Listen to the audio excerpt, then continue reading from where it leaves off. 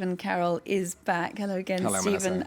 We're going to hear from France's new Prime Minister a little later today, and he's expected to give us a sense of where those spending cuts are likely to hit. Yeah, 50 billion euros of spending cuts, in fact, that have to be made by the French government between now and 2017. It's one of the main tasks that new Prime Minister Manuel Valls will have to undertake to decide where to swing the axe and make those cuts. Now, we're not expected to get precise details in this speech. We'll have to wait another 2 weeks for those, but we are expected to hear where Mr Valls' priorities lie, at least perhaps those areas that won't see their public spending cut. Now, we had some good news for the government this morning in figures out from the Budget Ministry showing the deficit did actually fall between January and February, down about 1.7 billion euros, but still a fairly significant gap to plug. Let's have a look, though, at where the money goes now under French public spending. You can see the biggest slice goes towards social security, of course, that sacred cow of the French social state. There will be some cuts to that budget, but it'll be more in the idea of cost efficiency rather than any major changes.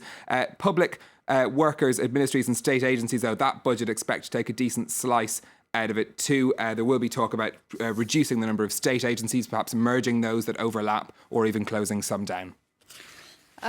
We're going to have a look now at the markets. Yes, and we'll start here in Europe, where shares have opened very slightly in positive territory after yesterday's falls. In France, the central bank has confirmed its estimated growth forecast of 0.2% for this quarter. Meanwhile, in Paris, the IT services companies Sopra and Steria have announced they're merging, a big deal in the IT industry there. Meanwhile, shares, I can tell you, in Nokia in Finland have jumped 3%. This after Chinese regulators approved the sale of their mobile business to Microsoft. In Asia, things were looking bad everywhere, or bad really only in Japan. Everywhere else was fairly positive, in fact, in trading. That's after the Bank of Japan decided to continue with its monetary stimulus programme. No fresh stimulus from them. That's sending shares there into the red.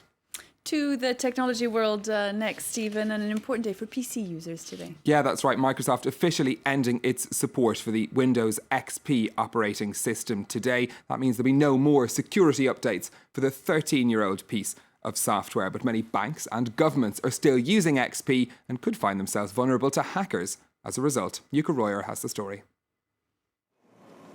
D-Day for Windows users. Microsoft has ended support for its emblematic but vulnerable XP system. No more security updates and bug fixes will be provided, making users more exposed to cyber attacks. One of the biggest concerns, corporate and banking security. Many ATMs around the world still run on Windows XP. If the attacker can get on, then these machines are extremely vulnerable. But the banks are already trying hard to keep these people off those nets. ATMs and other transaction facilities have what's called embedded computers, tiny chips that store credit card data. It could be a major threat if a security bug is left unfixed. For example, the Target attack, the data breach that we all have known and come to love, that point of sale system actually had an embedded Windows XP operating system. Last year, the US-based discount chain Target got its computer networks breached through card readers attached to tills, resulting in the theft of some 40 million credit and debit card records. Despite repeated warnings from Microsoft to ditch the XP and update to more recent operating systems like the Windows 8, many users have chosen to stay with the old system. Some governments, like the UK and the Netherlands, have struck multi-million-dollar deals with Microsoft for extended support to protect thousands of computers used by their civil servants.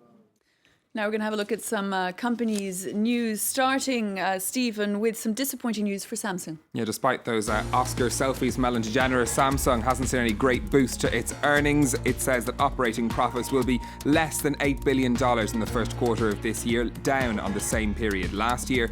It will be the second quarter of falling profits of the South Korean firm. Samsung's counting on its new Galaxy S smartphone, which goes on sale globally this Friday, to boost earnings. The British supermarket chain Asda is to create up to 12,000 jobs over the next 5 years. Walmart, which owns Asda, said it would be opening stores in the south of the UK. The company currently employs 172,000 people in Britain. And the owner of French department store Galeries Lafayette has bought a 6% stake in the retailer Carrefour. The stake was valued at €1.3 billion. Galeries Lafayette recently sold its share of the supermarket chain Monoprix for just under $1.2 billion. Stephen Carroll, thank you very much. A look there at the day's business news. Nice to see you. 21 minutes past 9. We're going to have a look now at what's making headlines in the international